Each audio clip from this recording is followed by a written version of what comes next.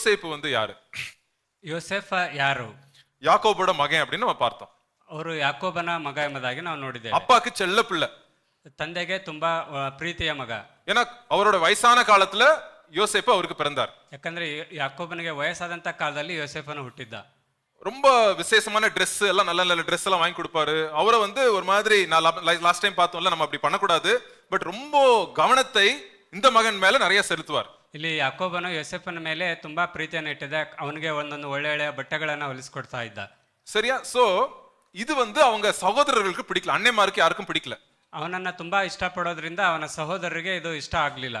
So அவரை வந்து என்ன பண்ணிடுறாங்க, 20 வெள்ளி காசுக்கு வித்துடுறாங்க ஒரு டைம். ಹಾಗಾಗಿ ಅವನ ಸಹೋದರೆಲ್ಲ ಏನ್ ಮಾಡಿದ್ರು, ಅವನನ್ನ 20 ಬೆಳ್ಳಿ ನಾಣ್ಯಗಳಿಗೆ ಅವನನ್ನ ಮಾರ್ಬಿಟ್ರು. அப்பாட்ட வந்து சொல்லிட்டாங்க, உங்க மகனை கொன்னுட்டாங்க, ஒரு மிருகம் கொன்னுருச்சு அப்படின்னு. அப்பாட்ட போய் ரத்த கரையோட சும்மா ஒரு ரத்தத்தை சும்மா காட்டிட்டு உங்க மகன் செத்துட்டான் அப்படின்னு வந்து சொல்லிடுறாங்க. ಅವರು ಅಣ್ಣಂದಿರು ಏನ್ ಮಾಡಿದ್ರು, ಅವನ ಒಂದು ಬಟ್ಟೆನ ರಕ್ತಕ್ಕೆ ಹಚ್ಚಿ ಈ ನಿನ್ ಮಗ ಯಾವ್ದೋ ಪ್ರಾಣಿ ಸಾಯಿಸ್ಬಿಟ್ಟಿದೆ ಎಂಬುದಾಗಿ ಅವ್ರ ತಂದೆಗೆ ಹೇಳಿದ್ರು. சோ மேல இருந்தாரு, வாழ்க்கை நல்லா அப்பா வீட்டுல நல்லா இருந்தாரு, வசதியோட இருந்தாரு யோசேப்பு 17 வயசு வரைக்கும்.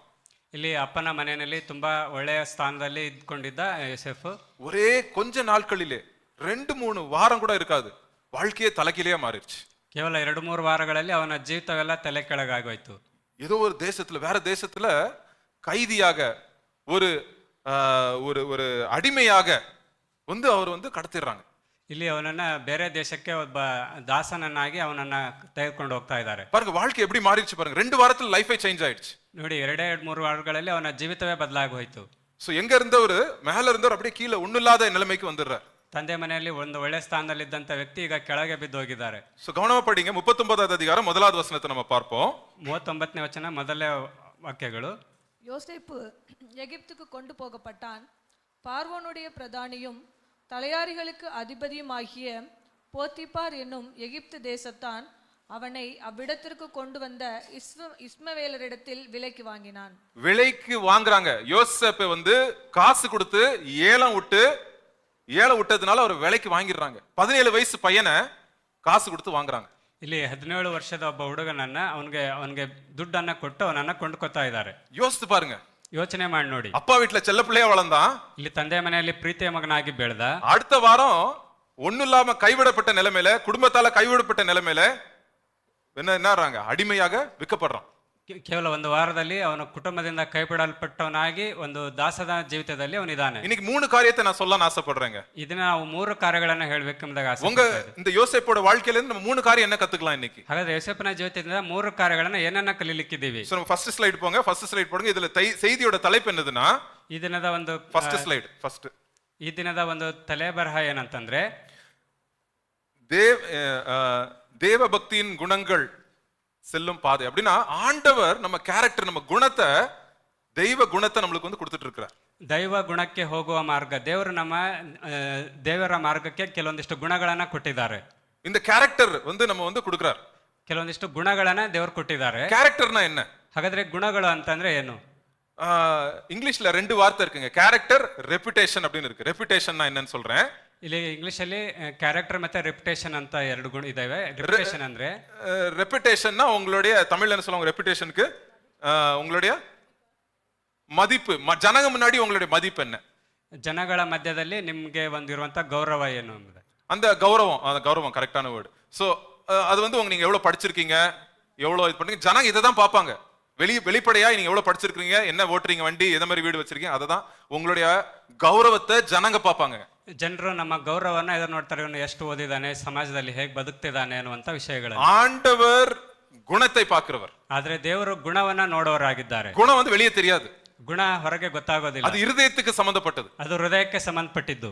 அது இருட்டுல இருக்கும், அது வந்து தெரியாது வெளியே, ಅದು ಕತ್ತಲೆಯಲ್ಲಿದೆ, ಆದ್ರೆ ಅದು ಕಾಣೋದಿಲ್ಲ ಹೊರಗೆ. ஆண்டவர் எதை டெவலப் பண்றாரு நம்ம லைஃப்ல? ಹಾಗಾಗಿ ದೇವರು ನಮ್ಮ ಜೀವನದಲ್ಲಿ ಯಾವ್ದನ್ನ ಡೆವಲಪ್ ಮಾಡ್ತಾರೆ, நம்ம குணத்தை வந்து ஆண்டவர் உயர்த்துறாரு. எப்ப இயேசு கிறிஸ்துக்குள்ள வருமோ ஒரு பாதை ஸ்டார்ட் ஆயிடுச்சு. அந்த பயணம் என்ன பயணம்? நம்ம குணத்தை, நல்ல குணமுள்ள ஒரு சகோதரனாய், குணமுள்ள சகோதரியாய் நம்ம மாறணும்னு ஆண்டவர் ஆசைப்படுறாருங்க. ನಮ್ಮ ಹೃದಯದಲ್ಲಿ ದೇವರು ಬಂದಾಗ ನಮ್ಮ ಗುಣಗಳು ಬದಲಾಗ್ತಾ ಹೋಗ್ತದೆ. ದೇವರು ನಮ್ಮ ಗುಣಗಳನ್ನ ಬದಲಿಸ್ತಾ ಹೋಗ್ತಾರೆ. வெளிய கௌரவத்தை பத்தி நீங்க நிறைய நம்ம யோசிப்போம், அதை பத்தி கவலைப்படுவோம். ஐயோ எனக்கு இதாயிடுச்சுன்னா ரொம்ப ಬೇಜಾರಾகும் நம்மளுக்கு. ನಾವು ಈ ಲೋಕದವರಾಗಿದ್ದಾಗ ಲೋಕದಿಂದ ಬರುವಂತ ಗೌರವಗಳ ಬಗ್ಗೆ ನಮಗೆ ಅದಾಯ್ತಲ್ಲ ಇದಲ್ಲ ಎಂಬುದಾಗಿ ನಾವು ಯೋಚಿಸ್ತೀವಿ. ஆனா ஒரு கிறிஸ்தவனுடைய கவனம் என் குணம், எப்படி என் குணம் வந்து எப்படி இம்ப்ரூவ் ஆயிட்டே இருக்குதா அப்படின்னு நம்ம பார்த்துட்டே இருப்போம். ಒಬ್ಬ ಕ್ರೈಸ್ತನ ಒಂದು ಜೀವಿತ ನಮ್ಮ ಗುಣ ನಮ್ಮ ಹೃದಯದಲ್ಲಿ ಹೇಗೆ ಬದಲಾವಣೆ ಅಭಿವೃದ್ಧಿ ಹೊಂದುತ್ತಾ ಇದೆ ಎಂಬುದನ್ನ ನಾವು ನೋಡ್ಬೇಕು. சோ நீங்க குணசாலியான ஒரு பெண்ணோ குணசாலியான சகோதரனா இருக்கணும்னா நீங்க இன்னைக்கு இந்த மெசேஜை கவனிங்க. ನೀನು ಒಬ್ಬ ಗುಣಶಾಲಿಯಾದಂತ ಸಹೋದರ ಸಹೋದರಿ ಆಗಿರ್ಬೇಕಾದ್ರೆ ಈ ದಿನ ಒಂದು ಈ ಮೆಸೇಜ್ ಅನ್ನ ನಾವು ಕೇಳೋಣ. எதை ஆண்டவர் உபயோகப்படுத்தி நம்ம குணத்தை வந்து நம்ம வாழ்க்கையில அதிகமாய் குணசாலியான ஒரு மனுஷனாய் மனுஷியாய் நம்ம எப்படி இருக்கிறது எப்படி ஆண்டவர் செய்யறாருன்றது நம்ம இன்னைக்கு இந்த 39வது அதிகாரத்துல நம்ம பார்க்க போறோம். ಈ 39ನೇ ಅಧ್ಯಾಯದಲ್ಲಿ ದೇವರು ನಮ್ಮನ್ನ ಆರಿಸಿಕೊಂಡು ನಮ್ಮನ್ನ ಗುಣಾತಿಶಯಗಳನ್ನಾಗಿ ಮಾಡೋದಕ್ಕಾಗಿ ಹೇಗೆ ಪ್ರಯತ್ನ ಮಾಡ್ತಾರೆ ಅನ್ನುವಂಥದ್ದು. சோ ஃபர்ஸ்ட் பாயிண்ட், ಮೊದಲನೇ ಒಂದು ಪಾಯಿಂಟ್, எந்த இடத்துல கட்டப்படுது? நம்ம ஆண்டவர் நம்ம குணத்தை எப்படி கட்டுறாரு? ದೇವರು ನಮ್ಮ ಗುಣಗಳನ್ನ ಯಾವ ಒಂದು ಸ್ಥಳದಲ್ಲಿ ಕಟ್ತಾರೆ? எங்க கட்டுறாருன்னா கடினமான நம்மளுக்கு ஸ்தலங்களிலே.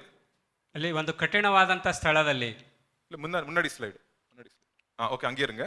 ஓகே, இந்த கடினமான இடத்துல ஆண்டவர் வந்து நம்மளுக்கு குணத்தை கட்டுறாரு. ಒಂದು ಕಠಿಣವಾದಂತ ಸ್ಥಳಗಳಲ್ಲಿ ನಮ್ಮ ಗುಣಗಳನ್ನ ಅವ್ರು ಕಟ್ತಾರೆ. ஆண்டவர் யோசேப்ப அவர் வீட்லயே வச்சு வளர்த்திருக்கலாமே, 30 வயசு வரைக்கும் அங்கேயே இருந்திருக்கலாமே யோசேப்பு. ಇಲ್ಲಿ ಯೋಸೇಫು ತನ್ನ ಮನೆಯಲ್ಲೇ ಇದ್ದು ಅವನನ್ನ ದೇವರು ಬೆಳೆಸಬಹುದಾಗಿತ್ತಲ್ವಾ? எதுக்கு அவன் எகிப்துல வந்து ஒரு அடிமையாய் காசுக்கு ஒரு 17 வயசு பையனை காசுக்கு வித்தா அவனுக்கு எவ்வளவு அவமானமா இருக்கும்?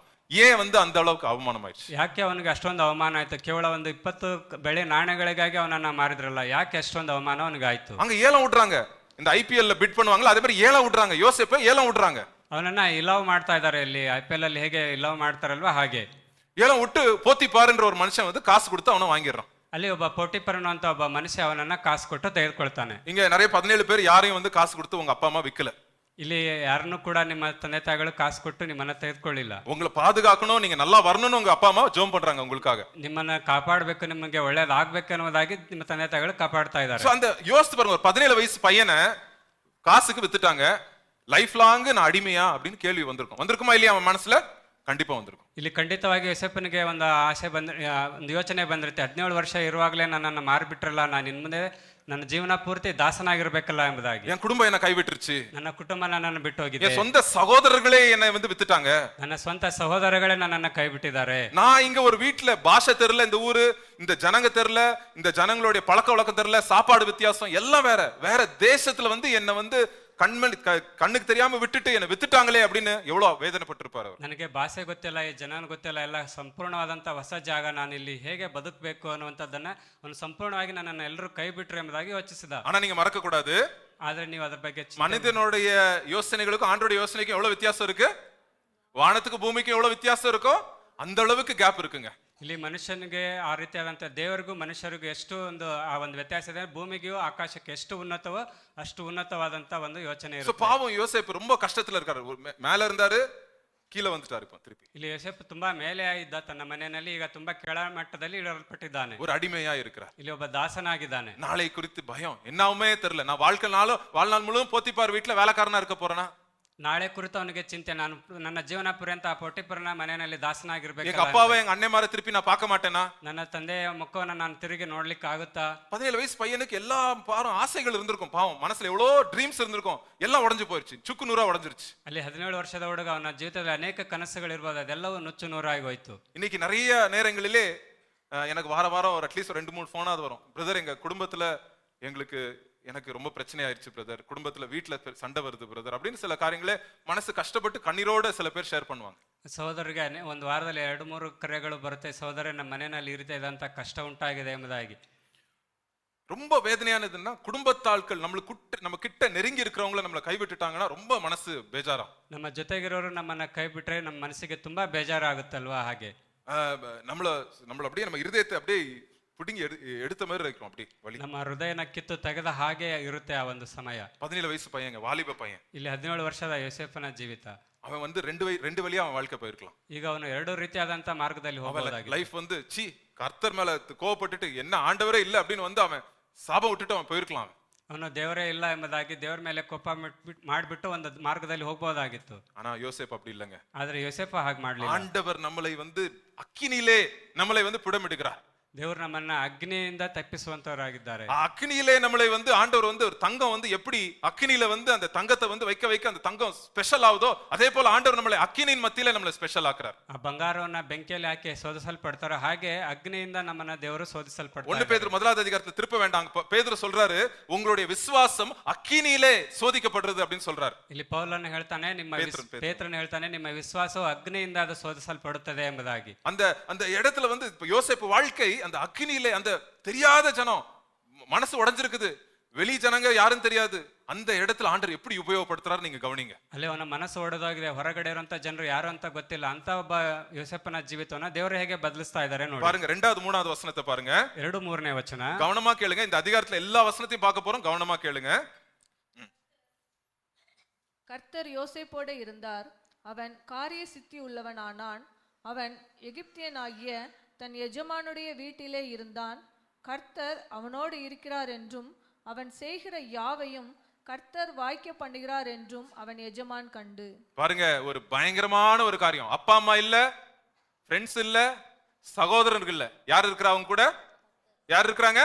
கர்த்தர் அவனோட கூட இருக்கிறாருங்க. ಇಲ್ಲಿ ಅವನಿಗೆ ಯಾರ ಸ್ನೇಹಿತರಿಲ್ಲ, ತಂದೆ ತಾಯಿ ಇಲ್ಲ, ಮತ್ತೆ ಸಹೋದರರಿಲ್ಲ, ಆದ್ರೆ ಅವನ ಜೊತೆಗೆ ಯಾರಿದ್ದಾರೆ? ಕರ್ತರಿದ್ದಾರೆ. கர்த்தர் இருக்கிறாருங்க. ಕರ್ತರಿದ್ದಾರೆ. நம்ம வேதனையில இருக்கும்போது யார் நம்ம கூட இருக்கிறா? கர்த்தர் நம்ம கூட இருக்கிறார். ನಾವು ವೇದನೆಯಲ್ಲಿರುವಾಗ ಕರ್ತನು ನಮ್ಮ ಜೊತೆಗಿರ್ತಾನೆ. இந்த அதிகாரத்தை நான் படிக்கும்போது, திருப்பி நான் படிக்கும்போது அநேக இடத்துல கர்த்தர் யோசேப்பு கூட இருந்தார், கர்த்தர் யோசேப்பு கூட இருந்தார், கர்த்தர் யோசேப்பை உயர்த்தினார், கர்த்தர் கர்த்தர் கர்த்தர்னு நிறைய வட்டி போட்டிருக்கு இந்த அதிகாரத்துல. ಈ ಅಧ್ಯಾಯದಲ್ಲಿ ಕರ್ತರು ಯೋಸೇಪನೊಟ್ಟಿಗಿದ್ರು, ಕರ್ತನು ಯೋಸೇಪನೊಟ್ಟಿಗಿದ್ರು ಎನ್ನುವಂತ ಅನೇಕ ಸಾರಿ ಬರೆಯಲ್ಪಟ್ಟಿದೆ. எதுக்கு நிறைய வாட்டி ஒரே விஷயத்தை எதுக்கு நிறைய வாட்டி சொல்றாங்க பைபிள்ல? ಯಾಕೆ ಒಂದೇ ವಿಷಯವನ್ನು ಅನೇಕ ಸಾರಿ ಬೈಬಲಲ್ಲಿ ಹೇಳಲ್ಪಡುತ್ತದೆ?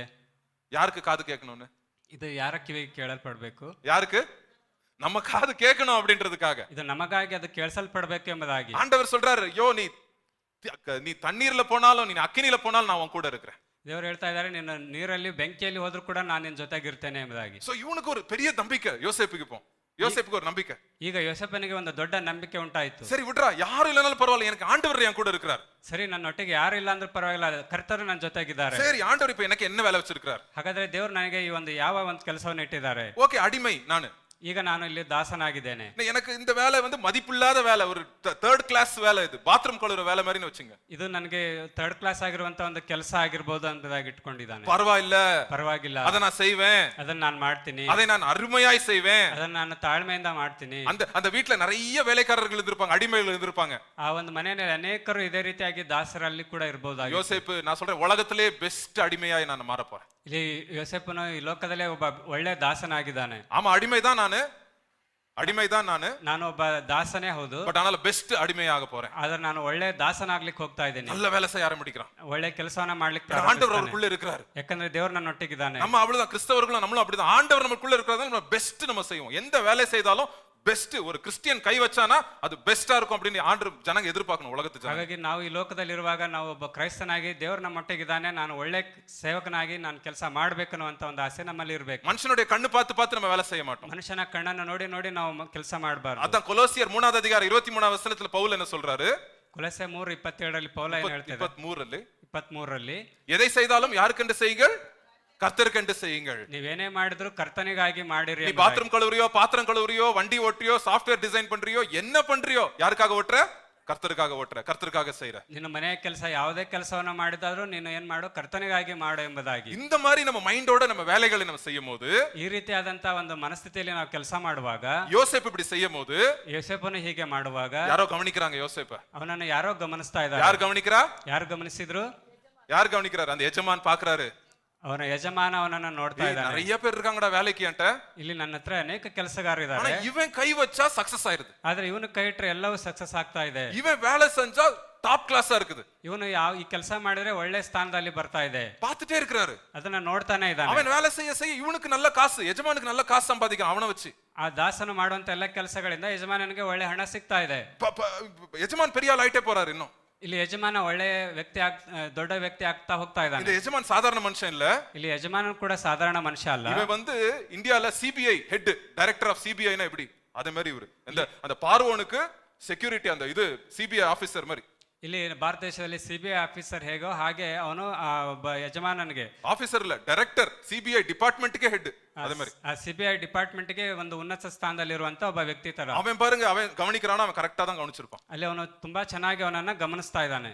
அற்புதமாய் கர்த்தர் யோசேப்பை அடிமையா இருக்கும்போது ஆண்டவர் யூஸ் பண்றாருங்க. ಇಲ್ಲಿ ಅವನು ಒಂದು ದಾಸನಾಗಿರುವಾಗ್ಲೂ ಕೂಡ ದೇವರು ಅವನನ್ನ ಉಪಯೋಗಿಸ್ತಾ ಇದ್ದಾರೆ. ஒரு நாள் வராரு, ಒಂದಿನ ಅವ್ರು ಬರ್ತಾ ಇದ್ದಾರೆ. அப்பா இனிமே எல்லா பொறுப்பும் அவன் கையில கொடுத்துறேன் அப்படி கொடுத்துறாரு அவன்கிட்ட. ನೋಡು, ನಾನು ನನ್ನ ಎಲ್ಲಾ ಆಸ್ತಿಯನ್ನ ನಿನ್ನ ಕೈಗೆ ಆಸ್ತಿ ಅಲ್ಲ, பொறுப்பு ಜವಾಬ್ದಾರಿಗಳು, ನನ್ನೆಲ್ಲ ಜವಾಬ್ದಾರಿಗಳನ್ನ ನಿನ್ನ ಕೈಗೆ ಕೊಡ್ತಾ ಇದ್ದೇನೆ, எல்லா ஜவாப்தாரியும் அவன்கிட்ட கொடுத்துறேன் அப்படின்னு சொல்றாரு பாருங்க. ನನ್ನ ಎಲ್ಲಾ ಜವಾಬ್ದಾರಿಗಳನ್ನ ನಿನ್ನ ಕೈಗೆ ಕೊಡ್ತೇನೆ ಎಂಬುದಾಗಿ 4வது வசனத்துல இருக்குது. 4ನೇ ವಚನದಲ್ಲಿ எல்லாத்தையும் கொடுத்துறாரு அவர் கையில. ಎಲ್ಲವನ್ನ ಅವನ ಕೈಗೆ நான் ಕೊಟ್ಟಿದ್ದಾರೆ. சாப்பிடுறத தவிர நான் வேற எதுவும் கவலைப்பட மாட்டேன். ನಾನು ನನ್ನ ಊಟವನ್ನ ಬಿಟ್ಟು ಬೇರೆ ಯಾವುದಕ್ಕೂ ಚಿಂತೆ ಮಾಡೋದಿಲ್ಲ. பாருங்க, பொறுப்புள்ள ஒரு சகோதரன் யோசேப்பு. ಇಲ್ಲಿ ಒಂದು ಆಸೆ ಉಳ್ಳಂತ பொறுப்பு ಅಂದ್ರೆ ஜவாப்தாரி உள்ள ಒಂದು ಮನುಷ್ಯ, ಒಬ್ಬ ಜವಾಬ್ದಾರಿ ಉಳ್ಳಂತ ಒಬ್ಬ ಮನುಷ್ಯ ಇಲ್ಲಿ யோசேப் ಆಗಿದ್ದಾನೆ. இன்னைக்கு நான் சொல்றேன், நீங்க எந்த படிப்பு படிக்கிறீங்களோ, திருப்பி நான் சின்ன பசங்களுக்கு சொல்றேன், காலேஜ் ஸ்கூல் பசங்க பாய்ஸ் கேர்ள்ஸ் சொல்றேன், நீங்க எந்த படிப்பு படிக்கிறீங்களோ அது முக்கியம் இல்லங்க. ಇಲ್ಲಿ ಎಲ್ಲಾ ಚಿಕ್ಕ ಮಕ್ಕಳಿಗೆ ಯವನಸ್ಥರಿಗೆ ಹೇಳೋದಂದ್ರೆ ನಾವೇನೇ ಓದ್ತಿದ್ವಿ ಅದು ಮುಖ್ಯ ಅಲ್ಲ. நீங்க படிப்பே இல்லனாலும் பரவாயில்லங்க, ನೀವು ಓದೇ ಹೋದ್ರೂ ಪರವಾಗಿಲ್ಲ. நீங்க பொறுப்புள்ளவர்களா இருந்தீங்கன்னா கர்த்தர் உங்களை எந்த காரியத்திலே அதிலே உயர்த்துவாருங்க. ನೀವು ಒಳ್ಳೆ ಜವಾಬ್ದಾರಿ ಉಳ್ಳವರಾಗಿದ್ರೆ ಖಂಡಿತವಾಗಿ ದೇವರು ನಿಮ್ಮನ್ನ ಒಳ್ಳೆ ಸ್ಥಾನದಲ್ಲಿ நான் ஒரு டைம் அழுதேன், ஐயோ எனக்கு ஆர்ட்ஸ் குரூப் தான் கிடைச்சிச்சே அப்படின்னு நான் அழுதேன் ஒரு டைம். ಒಂದ್ಸಾರಿ ಸಹೋದರರು ನನಗೆ ಓದುವ ಸಮಯದಲ್ಲಿ ನನಗೆ ಆರ್ಟ್ಸ್ ಗ್ರೂಪ್ ಸಿಕ್ತಲ್ಲ ಎಂಬುದಾಗಿ ஐயோ எங்க ஃப்ரெண்ட்ஸ் எல்லாம் சயின்ஸ் காமர்ஸ் எல்லாம் எடுத்துட்டாங்களே. ಅಯ್ಯೋ ನನ್ನ ಸ್ನೇಹಿತರೆಲ್ಲ ಸೈನ್ಸ್ ಮತ್ತೆ ಕಾಮರ್ಸ್ಗೆ ಹೋದ್ರಲ್ಲ. இல்ல, ஆண்டவர் எங்க உங்களை வச்சிருக்காரோ அந்த இடத்துல அவங்களை உயர்த்துவார். ಆದ್ರೆ ದೇವರು ನಮ್ಮನ್ನ ಎಲ್ಲಿ ಇಟ್ಟಿದ್ದಾರೆ ಅಲ್ಲೇ ನಮ್ಮನ್ನ ಎಬ್ಬಿಸ್ತಾರೆ ಎಂಬುದಾಗಿ யோசேப்பை ஆண்டவர் உயர்த்தினார். ಇಲ್ಲಿ யோசೇಪನ ದೇವರು ಎತ್ತಲ್ಪಟ್ರು. ஒரு பொறுப்பு எல்லாம், வீட்டு பொறுப்பு எல்லாத்தையும் கொடுத்துட்டார். ಅವನಿಗೆ ಮನೆಯಲ್ಲಿರುವಂತ ಎಲ್ಲಾ ಒಂದು ಕೆಲಸಗಳನ್ನ ಆತನಿಗೆ ಜವಾಬ್ದಾರಿ ಕೊಟ್ಟಿದ್ದಾರೆ. ஆண்டவர் அவனோடு கூட இருந்தார். ದೇವರು ಅವನ ಜೊತೆಗೆ ಇದ್ರು. பாருங்க, ஆண்டவர் நம்ம கூட இருக்கும்போது நம்ம வாழ்க்கை பாருங்க எப்படி மாறுது பாருங்க. ಇಲ್ಲಿ ದೇವರು ನಮ್ಮ ಜೊತೆಗಿರೋದಾದ್ರೆ ಖಂಡಿತವಾಗಿ ನಮ್ಮ ಜೀವನ ಬದಲಾಗೋದನ್ನ ನೀವು ನೋಡ್ತೀರಾ. வீட்டுல மேல இருந்தாரு, ಮನೆಯಲ್ಲಿ ಅವರು ತುಂಬಾ ಒಳ್ಳೆ ಸ್ಥಾನದಲ್ಲಿದ್ರು. அப்புறம் அப்படியே கீழே வந்தாரு, அடிமை ஆயிட்டாரு, காசுக்கு வித்துட்டாங்க அவரை. ಈಗ ಅವರನ್ನ ಕಾಸಿಗೆ ಮಾರಲ್ಪಟ್ಟಿದ್ರು. திருப்பி என்ன ஆயிட்டாரு, அடிமையா இருந்தவர் என்ன ஆயிட்டாரு, திருப்பி ஆண்டவர் வந்து உயர்த்திட்டார் அவரை. ಇಲ್ಲಿ ಮತ್ತೆ ಅವರು ಆ ದಾಸನಿದ್ದಂತ ಸ್ಥಾನದಿಂದ ದೇವರು ಮತ್ತೆ ಅವರನ್ನ ಮೇಲೆ ಎಬ್ಬಿಸಿದ್ರು. தயவு செய்து நீங்க பயப்படாதீங்க. ದಯವಿಟ್ಟು ನೀವು ಭಯಪಡಬೇಡಿ. இந்த நிலைமை சூழ்நிலையை பார்த்து கதறாதீங்க. ಈ ಒಂದು ಕೆಟ್ಟ ದಿನಗಳನ್ನ ನೋಡಿ ನೀವು சூழ்நிலை ಅಂದ್ರೆ ಸಮಸ್ಯೆಗಳು ಅಂದ್ರೆ ಪರಿಸ್ಥಿತಿ ನೋಡಿ ನೀವು ಇದಾಗಬೇಡಿ. ನೀವು ನಿಮ್ಮ ಪರಿಸ್ಥಿತಿಗಳನ್ನ ನೋಡಿ ನೀವು ಗಲಿಬಿಲಿಗೊಳ್ಬೇಡಿ. உங்க பின்னாடி ஆண்டவர் இருக்கிறார். ನಿಮ್ಮ ಹಿಂದ್ಗಡೆ ದೇವರಿದ್ದಾರೆ. யோசேப்பு கூட தான் ஆண்டவர் இருந்தார். யோசேப்பನ ಜೊತೆಗೆ ದೇವರಿದ್ರು. என்னைக்கு பர்சாவினர் உலகத்துக்கு வந்தாரோ யார் நம்ம கூட இருக்கிறா, ஆண்டவர் நமக்கு உள்ளே இருக்கிறார். ಇಲ್ಲಿ ಪರಿಶುದ್ಧಾತ್ಮ ನಮ್ಮ ಒಳಗಡೆ ಇರೋದ್ರಿಂದ ದೇವರು ನಮ್ಮ ಒಳಗಡೆ ಇದ್ದಾರೆ. ಇವಾಗ யோசேப்பு கூட தான் இருந்தார், நம்மளுக்கு உள்ளே இருக்கிறார் ஆண்டவர். அதான் வித்தியாசம். யோசேப்பನ ಜೊತೆಗಿದ್ರೆ ಈಗ ದೇವರು ನಮ್ಮ ಒಳಗಡೆ ಇದ್ದಾರೆ. பர்சாவினர் நம்மளுக்கு உள்ள இருக்கிறார். ಪರಿಶುದ್ಧಾತ್ಮನ ನಮ್ಮ ಒಳಗಡೆನೆ அவர் நம்மளை நடத்துறாரு, ಅವರು ನಮ್ಮನ್ನ ನಡೆಸ್ತಾರೆ, நம்மளுக்கு சக்சஸ் கொடுப்பாரு, ನಮಗೆ ಯಶಸ್ಸನ್ನ ಕೊಡ್ತಾರೆ. நம்ம பொறுப்பா இருக்கும்போது ஆண்டவர் நம்மளுக்கு இன்னும் அதிக பொறுப்புகளை கொடுப்பார். ನಾವು ಜವಾಬ್ದಾರಿ ಉಳ್ಳವರಾಗಿದ್ರೆ ಇನ್ನೂ ಹೆಚ್ಚಿನ ಜವಾಬ್ದಾರಿಗಳನ್ನ லூக்கா 16வது அதிகாரத்துல சின்னதுல பொறுப்புள்ளவனுக்கு என்ன பண்ணுவான், அண்ணா அதிகத்தை ஆண்டவர் என்ன பண்ணுவாரு, கொடுப்பார். இவனை நம்பலாம், இவனை கொடுக்கலாம், இவன் பாத்திரன் அப்படின்னு ஆண்டவர் பாத்திரனா மாத்துவார். ಅಲ್ಲಿ ಅಲ್ಪವಾದದ್ರಲ್ಲಿ ನಾವು ನಂಬಿಕಸ್ಥರಾಗಿದ್ರೆ ಉನ್ನತವಾದದನ್ನ ದೇವರು ಕೊಡ್ತಾರೆ. ಇವನ್ನ ನೋಡ್ತಾನೆ ಎಂಬ ಒಂದು ಉದ್ದೇಶ. நிறைய பேர் நான் பாக்குறேன், அல்பமானதை அசட்டையா இறங்குவாங்க. என்ன ஆரம்பத்தை, அல்பமான ஆரம்பத்தை அற்பமான ஆரம்பத்தை அசட்டை செய்யாதன்னு வசனம் சொல்லுது. ಅಲ್ಪವಾದದ್ದನ್ನ ನೀನು ಅಸಡ್ಡೆ ಮಾಡಬೇಡ ಎಂಬುದಾಗಿ. நிறைய வாட்டி நம்ம அப்படிதான், ஐயோ சின்னது பிரதர், இது வேஸ்ட் பிரதர், இது எனக்கு ஒண்ணு வேலை, இந்த வேலையா இது நான் செய்ய மாட்டேன், இந்த வேலை நான் நல்லா செய்ய மாட்டேன், எனக்கு பெரிய வேலை தான் நான் நல்லா செய்வேன் அப்படி தயவு செய்து சொல்லாதீங்க ஆண்டவருடைய பிள்ளைங்க. ಅಯ್ಯೋ ಇದು ತುಂಬಾ ಚಿಕ್ಕ ಕೆಲಸ, ಈ ಕೆಲಸ ನಾನು ಮಾಡೋದಿಲ್ಲ ಎಂಬುದಾಗಿ ನೀವು ದಯವಿಟ್ಟು ಆ ರೀತಿಯಾಗಿ ಹೇಳಬೇಡಿ. ஓடி செய்யுங்க, சின்ன வேலைனாலும் ஓடி செய்யுங்க. ನೀನು ಚಿಕ್ಕ ಕೆಲಸ ಆಗಿದ್ರು ಕೂಡ ಅದನ್ನ ಓಡಿ ನೀನು ಮಾಡಬೇಕು. யார் பலன் தரா, ಯಾರು ನಿಮಗೆ ಬಲ ಕೊಡ್ತಾರೆ, யார் ஞானத்தை தரா, ಯಾರು ಜ್ಞಾನವನ್ನ ಕೊಡ್ತಾರೆ. ஏசப்பா நம்மளுக்குள்ள இருக்கிறார். ಅಲ್ಲಿ ದೇವರು ನಮ್ಮ ಒಳಗೆ ಇದ್ದಾರೆ. அது நம்ம சின்ன நீங்க ஃபர்ஸ்ட் ஸ்டாண்டர்ட் செகண்ட் ஸ்டாண்டர்ட் எந்த ஸ்கூல் காரியத்தை கூட நீங்க சீரியஸா எடுத்துக்கங்க. ನೀನು ಶಾಲೆ ಕಾಲೇಜುಗಳಲ್ಲಿ ಯಾವುದೇ ಆಗಿದ್ರು ಕೂಡ ನೀನು ಅದನ್ನ ತುಂಬಾ ಸೀರಿಯಸ್ ಆಗಿ ಅದನ್ನ ತೆಗೆದುಕೋ. யோசிச்சு பாருங்க, கிறிஸ்தவ பிள்ளைங்க எல்லாரும் இப்படி இருந்தாங்கன்னா நம்ம கிறிஸ்தவ குடும்பத்துல வர்ற பிள்ளைங்க எப்படி ஆயிருவாங்க பாருங்க. ಹಾಗಾದ್ರೆ ಯೋಸೇಫನ ಜೀವಿತದಲ್ಲಿ ಹಾಗೆ ನಾವು ಕ್ರೈಸ್ತರು ನಮ್ಮಲ್ಲಿ ಇರೋದಾದ್ರೆ ನಮ್ಮ ಜೀವಿತ ಹೇಗೆ ಆಗುತ್ತೆ ನೋಡಿ. ஆண்டவர் பெரிய காரியங்களை செய்வார். ದೇವರು ಒಂದು ದೊಡ್ಡ ಕಾರ್ಯವನ್ನ ಮಾಡ್ಲಿಕ್ಕಿದ್ದಾರೆ. ஒண்ணுமில்லாத ஒரு யோசேப்பை ஆண்டவர் வந்து ஒரு அவிசுவாசி, வேற மனுஷன், வேற சாமி கும்பிடுறவன், அவனே வந்து என்ன பண்ணிடுறான், உயர்த்திடுறான். ಒಬ್ಬ ಅವಿಶ್ವಾಸಿಯ ಮನೆಯಲ್ಲಿ ಯೋಸೇಫನನ್ನ ದೇವರು ಮೂರ್ತಿ ಪೂಜೆಗಳನ್ನ ಮಾಡುವಂತ ಒಬ್ಬ ಅವಿಶ್ವಾಸಿಯ ಮನೆಯಲ್ಲಿ ದೇವರು ಅವನನ್ನ ಉನ್ನತ ಸ್ಥಾನಕ್ಕೆ ತರ್ತಾ ಇದ್ದಾರೆ. ಕ್ಯಾರೆಕ್ಟರ್, ಅವನ ಒಂದು ಗುಣಗಳಿಂದ, குணத்தை ஆண்டவர் கட்டி கொண்டு இருக்கிறார். ಅವನ ಗುಣಗಳನ್ನ ದೇವರು ಕಟ್ಟಿಕೊಂಡಿದ್ದಾರೆ. எனக்கு எல்லாம் வசதியானவனே ஆண்டவர் என் குணத்தை இல்ல ஆண்டவர் உங்க கேரக்டர் பில்ட் பண்ணிட்டு இருக்காரு. கஷ்டமான அன்கம்ஃபர்டபிள் அக்கினிலே ஆண்டவர் உங்க கேரக்டர் பில்ட் பண்ணிட்டு இருக்காரு. ಆ ಒಂದು ಬೆಂಕಿಯಲ್ಲಿ ದೇವರು ನನ್ನ ಗುಣಗಳನ್ನ ಕಟ್ಟಲ್ಪಡ್ತಾ ಇದ್ದಾರೆ. நான் என் லைஃப்ல நான் வளர்ந்தது எப்ப தெரியுமா? ಸಹೋದರರು ತಮ್ಮ ಜೀವಿತದಲ್ಲಿ ಬೆಳೆದಿದ್ದು ಹೇಗೆ? கடினமான கஷ்டமான நேரங்கள்ல தான் நிறைய 100 மடங்கு வளர்ந்துருக்கிறேன். ಕಷ್ಟವಾದಂತ ಒಂದು ಸ್ಥಳಗಳಲ್ಲಿ ಅವರು ಸುಮಾರು 100ರಷ್ಟು ಅವರು ಬೆಳೆದಿದ್ದಾರೆ. ஜனங்க என்ன வேணா பேசட்டும், ಜನರು ಏನ್ ಬೇಕಾದ್ರೂ யார் ಮಾತಾಡ್ತಾರೆ, எப்படி வேணா சிரிச்சுக்கிட்டோம், ಯಾರು ಹೇಗ್ ಬೇಕಾದ್ರೂ ನಗ್ಲಿ, நம்ம ஆண்டவருடைய பிள்ளைங்க, ನಾವು ದೇವರ ಮಕ್ಕಳಾಗಿದ್ದೇವೆ. ஆவியானவர் நம்மளுக்குள்ளே வாசம் செய்கிறார். ಪವಿತ್ರಾತ್ಮನ ನಮ್ಮ ಒಳಗಡೆ ವಾಸಿಸ್ತಾ அதை நம்ம ಇದ್ದಾರೆ. மறக்க கூடாதுங்க. ಅದನ್ನ ನಾವು So, ಮರಿಬಾರ್ದು. அதான் ஃபர்ஸ்ட். கடினமான இடங்களிலே தேவன் நம்ம குணத்தை என்ன பண்றாரு? பில்ட் பண்றாரு. ಕಠಿಣವಾದಂತ ಸ್ಥಳಗಳಲ್ಲಿ ದೇವರು ನಮ್ಮ ಗುಣಗಳನ್ನ ಅವರು ಅಭಿವೃದ್ಧಿ ಪಡಿಸ್ತಾರೆ. இப்போ மேல வந்துட்டாரு, ಈಗ ಯೋಸೆಫ್ ಮತ್ತೆ ಮೇಲೆ ಬಂದಿದ್ದಾರೆ, டாப் ஆயாச்சு. ಒಂದು ಒಳ್ಳೆ ಸ್ಥಾನದಲ್ಲಿದ್ದಾರೆ. கவனமா பாருங்க என்ன நடக்குது. ಗಮನವಾಗಿ ನೋಡಿ ಏನ್ ಮಾಡ್ತಾ ಇದೆ. 7வது வசனம் படிங்க. 7ನೇ ವಚನ. சில நாள் சென்ற பின் அவனுடைய எஜமானின் மனைவி யோசேப்பின் மேல் கண் போட்டு என்னோட சயனி என்றாள். பாருங்க என்ன வருது? சோதனை வருது. ಇಲ್ಲಿ ಅವನಿಗೆ ಶೋಧನೆ ಬರಲಿಕ್ಕೆ ಪ್ರಾರಂಭ ಆಗಿದೆ. எல்லாம் நல்லா இருக்கும்போது சோதனை வரும். ಎಲ್ಲವೂ ಚೆನ್ನಾಗಿರುವಾಗಾದ್ರೆ ಶೋಧನೆ ಬರುತ್ತೆ. 2 விதமான சோதனை இருக்கு. 2 ವಿಧವಾದಂತ ಶೋಧನೆ. கஷ்டத்துல கண்ணீர்ல வர்ற சோதனை, வயிற்றுக்கு சாப்பாட்டுக்கு இல்ல, வாடகை கட்ட முடியாது, அந்த சோதனையை கூட மனுஷன் தாங்கிடுவாங்க. ಕಷ್ಟದ ಸಮಯದಲ್ಲಿ ಊಟಕ್ಕೆ ಇಲ್ಲ, ಮನೆ ಬಾಡಿಗೆ ಕಟ್ಟುವಂತ ಸ್ಥಿತಿ, ಅಂತ ಸಮಯದಲ್ಲಿ ಶೋಧನೆ ಬರಲ್ಪಡುತ್ತೆ. வசதியில வர்ற சோதனையை எந்த மனுஷனும் தாங்க முடியாது. ಈ ವಸತಿ ಇಲ್ಲದೆ ಇರುವಂತ ಶೋಧನೆ ಯಾವ ಮನುಷ್ಯ இல்ல ವಸತಿ ಅಂದ್ರೆ ವಸತಿ ಇರುವಾಗ, ಅಭಿವೃದ್ಧಿ ಆದಾಗ ಬರೋ ಶೋಧನೆ, ಅಭಿವೃದ್ಧಿ ಆದಾಗ ಬರುವಂತ ಶೋಧನೆ ಯಾವ ಮನುಷ್ಯನು ತಾಳ್ಕೊಳ್ಳಕ್ಕೆ ரொம்ப கஷ்டம். அது ತುಂಬಾ ಕಷ್ಟ. அதுதான் நிறைய பேர் விழுந்துருவாங்க. ಅದರಲ್ಲಿ ಎಷ್ಟೊಂದು ಜನ ಬಿದ್ದು ಹೋಗ್ತಾರೆ. படிக்கும்போது ஏசப்பா ஏசப்பா ஏசப்பா ஏசப்பான்னு இருப்பாங்க.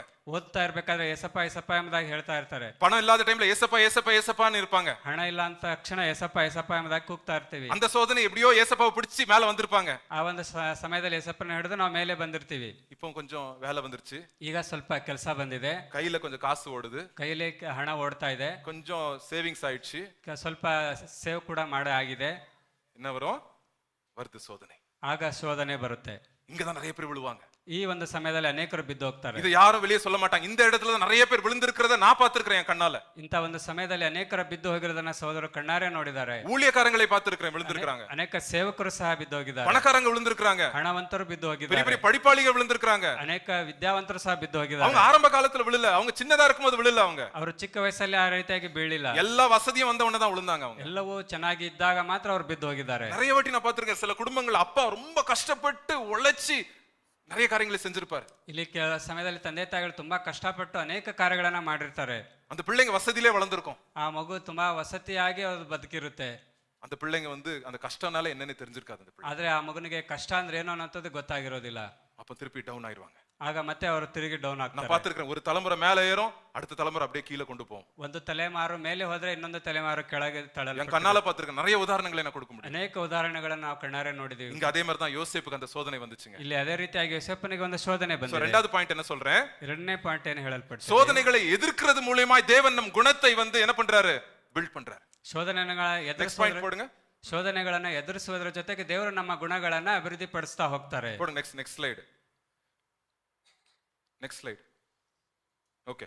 சோதனைகளை நான் எதிர்த்து நிற்கும்போது தேவன் நம் குணத்தை உருவாக்குகிறார். ಶೋಧನೆಗೆ ನಾವು ಎದುರಾಗಿ ನಿಲ್ಲುವಾಗ ದೇವರು ನಮ್ಮ ಗುಣಗಳನ್ನ ನಿರ್ಮಾಣ ಮಾಡ್ತಾರೆ.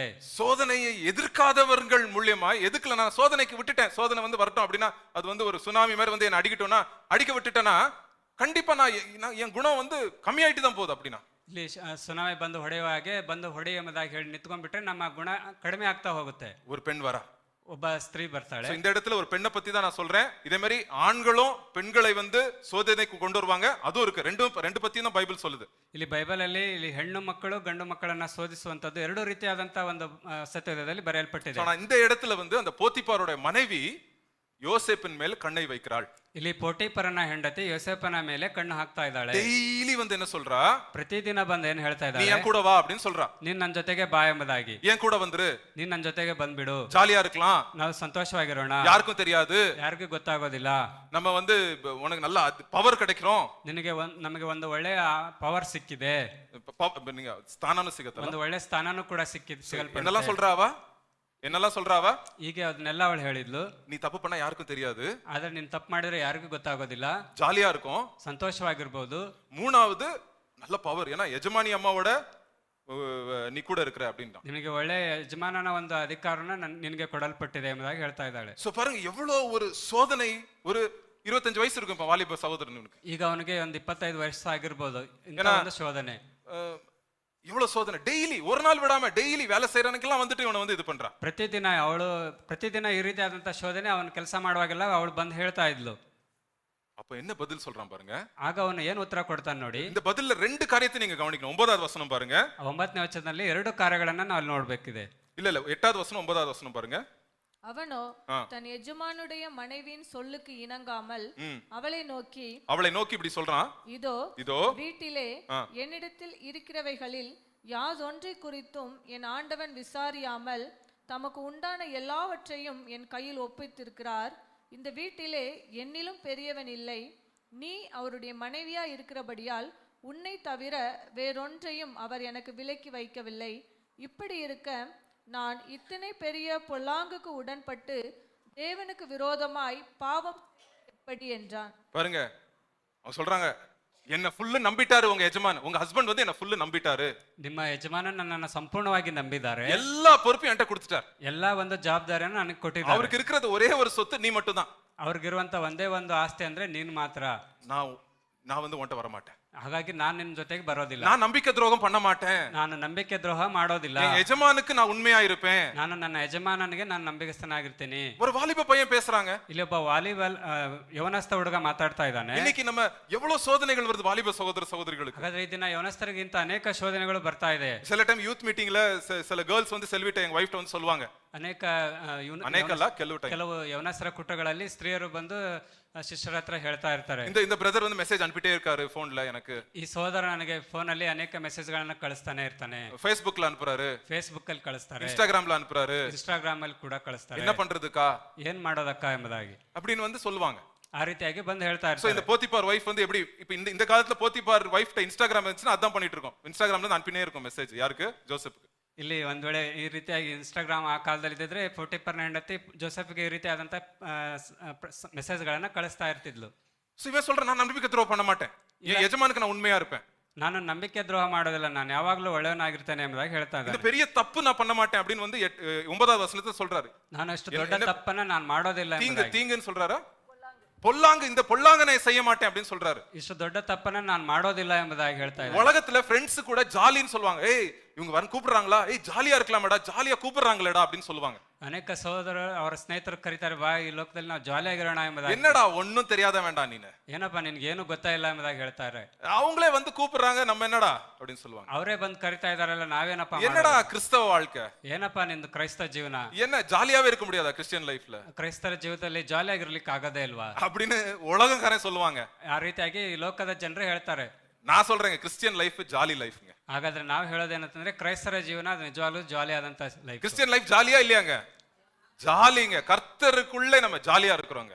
ಹಾಗಾಗಿ ನಾವು ಕರ್ತನಲ್ಲಿ ಯಾವಾಗಲೂ ಸಂತೋಷವಾಗಿದ್ದೀವಿ. அநேக வந்து சொல்லுவாங்க, நீ கிறிஸ்டியன்ஸா, இது பண்ண முடியாது, இது பண்ண முடியும். பட் நம்ம அதை விட்டு எவ்வளோ காரியங்கள் பண்ணலாம், எவ்வளோ கர்த்தருக்குள்ள சந்தோஷமா இருக்கலாம், அதை பத்தி யாரும் பேச மாட்டாங்க. ಅನೇಕರು ಹೇಳ್ತಾರೆ, ನೀವು ಕ್ರೈಸ್ತರ, ನೀವು ಇಂಥ ಕೆಲಸ ಕಾರ್ಯಗಳಲ್ಲಿ ನೀವು ಮಾಡೋದಿಲ್ಲ. ಹಾಗಾಗಿ ಆದ್ರೆ ನಾವು ಕ್ರೈಸ್ತರು ಕ್ರಿಸ್ತನಿದ್ದು ಅನೇಕ ಒಳ್ಳೆ ಕಾರ್ಯಗಳನ್ನ ಮಾಡೋದ್ರಲ್ಲಿ ಸಂತೋಷ. என்ன நல்ல காரியம் நான் கொஞ்ச நேரத்துல நான் சொல்றேன்.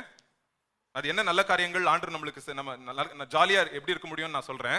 ದೇವರೊಟ್ಟಿಗೆ ನಾವು ಹೇಗೆ ಸಂತೋಷವಾಗಿರೋದು ಅಂತ ಅದನ್ನ ಹೇಳ್ತಾರೆ. பட் ஆனா யோசேப் என்ன சொல்றான், இந்த தீங்க நான் பொல்லாங்க நான் பண்ண மாட்டேன். ಹಾಗಾಗಿ ನಾ ಈ ಮಹಾ ದುಷ್ಕೃತ್ಯವನ್ನ ನಾನು ಮಾಡೋದಿಲ್ಲ. ஒண்ணு, என் எஜமானுக்கு நான் துரோகம் செய்ய மாட்டேன். ನಾನು ನನ್ನ ಯಜಮಾನನಿಗೆ ದ್ರೋಹ ಮಾಡೋದಿಲ್ಲ. ಎರಡನೇದು, கர்த்தருக்கு விரோதமா நான் என்ன பண்ண மாட்டேன், பாவம் செய்ய மாட்டேன். ಕರ್ತನಿಗೆ ವಿರೋಧವಾಗಿ ನಾನು ಪಾಪ ಮಾಡೋದಿಲ್ಲ. என் எஜமானுக்கு உண்மையா இருப்பேன், தேவனுக்கு உண்மையா இருப்பேன். ನಾನು ಯಜಮಾನನಿಗೂ ನಾನು ಒಳ್ಳೆಯವನಾಗಿರ್ತೀನಿ, ದೇವರಿಗೂ ನಾನು ಒಳ್ಳೆಯವನಾಗಿರ್ತೀನಿ. எவ்வளவு ஒரு அருமையான ஒரு சகோதரன் பாருங்க. ಎಷ್ಟು ಒಂದು ಪ್ರೀತಿಯುಳ್ಳ ಒಬ್ಬ ಸಹೋದರ ಆಗಿದ್ದಾನೆ. எவ்வளவு ஒரு ஒரு ஒரு ஒரு மன குணம் உள்ளவன், ஒரு குணசாலியான ஒரு சகோதரன் இவன். ಒಬ್ಬ ಒಳ್ಳೆಯ ಗುಣಶಾಲಿಯಾದಂತ ಒಬ್ಬ ಸಹೋದರ. இது வந்து நம்ம வாழ்க்கைக்கு ஒரு உதாரணமா இருக்கணும். ಇದು ನಮ್ಮ ಜೀವಿತಕ್ಕೆ ಒಂದು ಉದಾಹರಣೆಯಾಗಿದೆ. ஏன் யோசேப்பு நோ சொல்ல முடிஞ்சிச்சு, வேண்டாம் எனக்கு இது வேண்டாம் அப்படின்னு எப்படி சொல்ல முடிஞ்சிச்சு? ಹಾಗಾದ್ರೆ ಇದನ್ನ ನನಗೆ ಬೇಡ ಎಂಬುದಾಗಿ ಅವನಿಂದ ಹೇಗೆ ಇದು ಹೇಳಿಕ್ ಸಾಧ್ಯ ಆಯ್ತು? ஏன்னா அவன் குடும்பத்துல நிறைய பேரு நாசமானதை பார்த்திருக்கிறான். ಯಾಕಂದ್ರೆ ಅವನು ತನ್ನ ಕುಟುಂಬದಲ್ಲಿ ಅನೇಕರು ಈ ರೀತಿಯಾಗಿ ನಾಶವಾಗಿರೋದನ್ನ ಅವನು ನೋಡಿದಾನೆ. ஒரு டைம் என்னாச்சு அவங்க வீட்டுல ಒಂದ್ಸರಿ ಅವ್ರ ಮನೆಯಲ್ಲಿ ಏನಾಗಿತ್ತು, ஒரு லேவி சிமியோன் அப்படின்னு 2 சகோதரர்கள் இருக்காங்க அவனுக்கு. ಲೇವಿ ಮತ್ತು ಸಿಮಿಯೋನ್ ಅನ್ನುವಂತ ಇಬ್ಬರು ಸಹೋದರರು ಇದ್ರು. அவங்களுக்கு கோவம் வந்துச்சு, கண்ட்ரோலே பண்ண முடியல. கண்ட்ரோல் பண்ண முடியாத கோவம் வந்ததுனால ஒரு ஊர்ல போய் ஒரு ஊரே அழிச்சிட்டாங்க. அங்க இருக்கிற எல்லா பொருளை கொள்ள அடிச்சிட்டாங்க அவங்க சொந்த அண்ணன். ಅವರಿಬ್ಬರು ಸಹೋದರರು ತಮಗೆ ಬಂದಂತ ಕೋಪದಿಂದ ಊರೊಳಗಡೆ ಹೋಗಿ ಎಲ್ಲರನ್ನ ಅವರು ಸಾಯಿ ಹೊಡೆದಿದ್ದಾರೆ, பலி வாங்கிட்டாங்க. ஏன்னா அவங்க அவங்க அவங்க அவங்க வீட்டுல ஏதோ ஒரு பிரச்சனை ஆயிடுச்சு, அதை போய் ஊரையே வந்து நாசப்படுத்திட்டாங்க. அந்த மனுஷன் தான் வந்து அவங்க பொல்லா இது பண்ணிருக்கணும், ஊரையே வந்து நாசம் பண்ணிட்டாங்க. ಅವರ ಮನಸ್ಸಲ್ಲಿ ಅವ್ರ ಮನೆಯಲ್ಲಿ ನಡೆದಂತ ಒಂದು ಘಟನೆಯಿಂದ ಹೋಗಿ ಅವರಿಬ್ಬರು ಆ ಊರಲ್ಲಿರುವಂತ ಎಲ್ಲಾ ಜನರನ್ನ ಅವರು ನಾಶ ಮಾಡಿ ಬಂದಿರ್ತಾರೆ. இன்னொரு உதாரணம் சொல்றேன். ಇನ್ನೂ ಒಂದು ಉದಾಹರಣೆ, ரூபன் அப்படின்ற ஒரு அண்ணன் இருந்தான் அவனுக்கு. ರೂಬೇನ್ ಅನ್ನುವಂತ ಒಬ್ಬ ಅಣ್ಣ ಇದ್ದ. ಅವನಿಗೆ அவன் அவங்க அப்பாவுக்கு விரோதமா ஒரு பெரிய பாவத்தை செஞ்சுட்டான். ಅವನು ತನ್ನ ತಂದೆಗೆ ವಿರೋಧವಾಗಿ ಒಂದು ದೊಡ್ಡ ತಪ್ಪನ್ನ ಮಾಡಿದಾನೆ. அது குடும்பத்துல ரொம்ப வேதனையை கொண்டு வந்துருச்சு. ಅದು ಸಹ ಅವನ ಕುಟುಂಬದಲ್ಲಿ ತುಂಬಾ ಒಂದು ವೇದನೆಯನ್ನ ತೆಗೆದುಕೊಂಡು ಬಂತು. அவங்க சொந்த இன்னொரு தாய் இருப்பாங்க, அவங்க தாய் மாதிரி ஸ்தானத்துல இருக்கிறவங்க போய் தப்பா நடந்துக்கிட்டான் ரூபன். ಅವನು ತನ್ನ ಮಲ ತಾಯಿಯೊಟ್ಟಿಗೆ ಅವನು ತಪ್ಪಾದ ಕಾರ್ಯಗಳನ್ನ ಮಾಡ್ತಾನೆ. சோ இதெல்லாம் பார்த்துட்டான். சின்ன வயசுல யோசேப்புக்கு தெரியும் டேஞ்சர் டேஞ்சர் டேஞ்சர், இவ கூப்பிடுறா, பட் இது ஒரு பின்னாடி இருக்கிற டேஞ்சர் அவனுக்கு தெரியுங்க. ಆದ್ರೆ ಅವನು ಚಿಕ್ಕ ವಯಸ್ಸಲ್ಲೇ ಎಲ್ಲಾ ಕಾರ್ಯಗಳನ್ನು ನೋಡಿದ್ದಾನೆ, ಅದ್ರ ಹಿಂದ್ಗಡೆ ತುಂಬಾ ಅಪಾಯ ಇದೆ ಅನ್ನೋದನ್ನ ಅವನು ಚಿಕ್ಕ ವಯಸ್ಸಲ್ಲಿ ಅದನ್ನ ಅರಿತುಕೊಂಡಿದ್ದಾನೆ. இன்னைக்கு டைம் இருந்துச்சுன்னா நான் சொல்றேன், தயவு செய்து இந்த இடத்துல யாராவது வீக்கா இருக்கிறீங்கன்னா, எல்லாரும் வந்து நம்ம யோசேப் மாதிரி ஒரு பாட்டு சொல்றது, யோசேப்பை போல் நான் என்ன பண்ணல, யோசேப்பை போல் நான் என்னது அந்த பாட்டு என்ன வரும், நீதிமான் இல்லையே அப்படின்னு வந்து ஒரு பாட்டு இருக்கு. யோசேப்பனாಗಿ ನಾನು ನೀತಿಮಾನನಲ್ವಾ, நான் நானாகவே வந்திருக்கிறேன் அப்படின்னு பாட்டு இருக்கு. ನಾನಾಗೆ ನಾನು ಬಂದಿದ್ದೇನೆ ಎಂಬುದಾಗಿ. சரிங்க, சில பேர் நீங்க சோதனைகளுக்கு நீங்க நோ சொல்லிட்டு நீங்க தைரியமா இருக்கிறீங்க. கர்த்தருக்கு ஸ்தோத்திரம், கர்த்தர் உங்களை ஆசீர்வதிப்பார். ನೀವು ಇಂಥ ಒಂದು ಶೋಧನೆಗಳಿಂದ ನೋ ಎಂಬುದಾಗಿ ಹೇಳಿ ನೀವು ಧೈರ್ಯವಾಗಿದ್ದೀರಾ, ಕರ್ತನಿಗಾಗಿ ಕರ್ತನು ಖಂಡಿತವಾಗಿ ನಿಮ್ಮನ್ನು ಆಶೀರ್ವದಿಸ್ತಾನೆ. ஆனா இன்னைக்கு நிறைய டைம் நான் ஸ்பெண்ட் பண்ண போறது யாருக்குன்னா, இந்த சோதனையிலே நம்ம விழுந்துட்டோம், என்னால முடியல, எனக்கு இந்த சோதனை நான் விழுந்துட்டேன் பிரதர், நான் என்ன பண்றேன்னு இருக்கிறவங்களுக்கு நான் சில காரியங்களை சொல்ல போறேன். ಇಲ್ಲಿ ಇಂಥ ಒಂದು ಶೋಧನೆಗಳಲ್ಲಿ ನಾನು ಬಿದ್ಬಿಟ್ಟೆ ಸೋದರ ಎಂಬುದಾಗಿ ಹೇಳುವಂತವರಿಗೆ ಕೆಲವೊಂದಿಷ್ಟು ಕಾರ್ಯಗಳನ್ನ ಹೇಳ್ತಾ ಇದ್ದಾರೆ. அந்த நீங்க வீட்டுக்கு போய் நீங்க நீதிமொழிகள் 5, 6, 7 படிங்க, தயவு செய்து படிங்க. எஸ்பெஷலி இந்த சோதனையில் நீங்க யாராவது விழுந்திருக்கிறீங்கன்னா, இந்த பாவத்தில் நீங்க யாராவது மாட்டிட்டு இருக்கிறீங்கன்னா, நீங்க வீட்டுல போய் இன்னைக்கு அட்லீஸ்ட் ஒரு 2 வாட்டியாவது நீதிமொழிகள் 5, 6, 7 நீங்க படிக்கணும். ನೀವು ಇಂಥ ಒಂದು ಶೋಧನೆಯಲ್ಲಿ ಬಿದ್ದಿರೋರಾದ್ರೆ ನೀವು ಮನೆಗೆ ಹೋಗಿ ಜ್ಞಾನೋಕ್ತಿ 5, 6, 7ನೇ ಒಂದು ಅಧ್ಯಾಯಗಳನ್ನ ನೀವು ಧ್ಯಾನ ಮಾಡಿ ನೋಡಿ. சோ நீதிமொழிகள் 5வது அதிகாரத்துல நம்ம பார்க்கிறோம். ಜ್ಞಾನೋಕ್ತಿ 5ನೇ ಅಧ್ಯಾಯದಲ್ಲಿ ನಾವು ನೋಡ್ತೇವೆ. 3வது வசனம் பாருங்க. 3ನೇ ವಚನ. பரஸ்திரீயின் இப்ப உதடுகள். ஸ்திரியை பத்தி தான் சொல்லுது. பரஸ்திரீ, பர சகோதரன் கூட இருக்கலாம். சோ நம்ம வந்து வெறும் ஸ்திரியை பத்தியே பேசணும்னு நினைக்காதீங்க. சகோதரர்களும் நிறைய பேரை தூண்டி விடுறாங்க பாவத்துல, ஸ்திரீகளும் தூண்டி விடுறாங்க பாவத்துல. சோ 2 பக்கமும் பைபிள் பேசும். ಇಲ್ಲಿ ಬೈಬಲ್ ಸತ್ಯವಾಗಿ ಹೇಳುತ್ತದೆ, ಸಹೋದರ ಮತ್ತು ಸಹೋದರರು ಇಬ್ಬರ ಕುರಿತಾಗಿ ಇಲ್ಲಿ ಹೇಳಲ್ಪಟ್ಟಿದೆ. ಇಲ್ಲಿ ಬರೀ ಸ್ತ್ರೀ ಅಂದ ತಕ್ಷಣ ಬರೀ ಸ್ತ್ರೀಯರಿಗೆ ಮಾತ್ರ ಅಲ್ಲ, ಪುರುಷರಿಗೂ ಸಹ ಈ ಒಂದು ವಿಷಯ ಅನ್ವಯ ಆಗ್ತಾ ಇದೆ. படிங்க 3வது வசனம். 3ನೇ ವಚನ. பரஸ்திரீயின் உதடுகள். பரஸ்திரீயின் உதடுகள் தேன் கூடு போல் ஒழுகும். எப்படிங்க, எப்படி ஒழுகுது? தேன் கூடு ஒழுகுறத பாத்திருக்கீங்களா? தேன் கூடு போல் ஒழுகும். அவள் வாய் எண்ணெயிலும் மிருதுவாய் இருக்கும். சாஃப்டா இருக்குமா வாய், அழகா பேசுவாங்களாம். ஓகே, அப்புறம் அவள் செய்கையின் முடிவு, அவளோட முடிவு ஸ்டார்டிங் வந்து எப்படி இருக்கு? தேன் மாதிரி, என்ன மாதிரி, முடிவு எட்டியை போல் கசப்பும். எது மேல கசிக்கும்? எட்டி அப்படின்னா ஒரு புழு போல கசக்கும். இருபுறமும் கருக்குள்ள பட்டயம் போல் கூர்மையுமாய் இருக்கும். ஷார்ப்பான கத்தி போல ஆயிருமா.